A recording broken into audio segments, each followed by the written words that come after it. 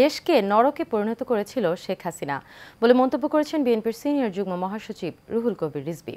তিনি বলেন, যারা শিশু কিশোরদের হত্যা করে তাদের আন্দোলনে কেউ সাড়া দিবে না। জনগণ প্রত্যাশা করছে আওয়ামী খুনিদের বিচার। আনসারুল ইসলামের ক্যামেরায় কাউসার আহমেদের রিপোর্টে দেখুন বিস্তারিত।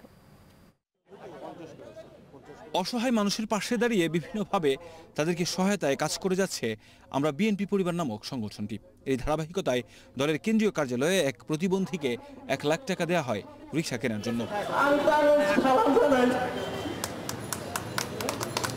নগদ টাকা হাতে তুলে দেন বিএনপি সিনিয়র যুগ্ম মহাসচিব রুহুল কবির রিজভী।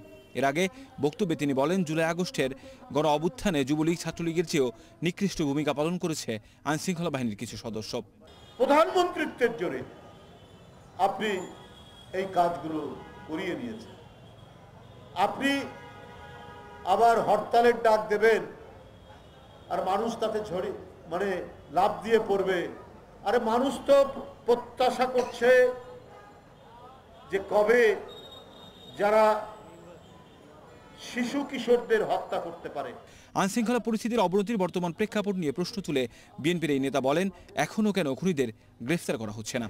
ঢাকা শহরের বিভিন্ন জায়গায় শীর্ষ সন্ত্রাসীরা তাণ্ডব চালাচ্ছে, কই তাদের বিরুদ্ধে তো কোনো পদক্ষেপ দেখলাম না। অথচ এই পার্টি অফিস থেকে একটি মিছিল বের হওয়ার সাথে সাথে চারিদিক থেকে একেবারে মৌমাছির মতো তারা আক্রমণ করত সেই মিছিলের উপর। জুলাই আগস্ট গণ অভ্যুত্থানে শহীদদের খুনিরা কাদের সহযোগিতায় এখনো পালিয়ে রয়েছে তাদের চিহ্নিত করা হচ্ছে বলে জানান রুহুল কবির রিজভী।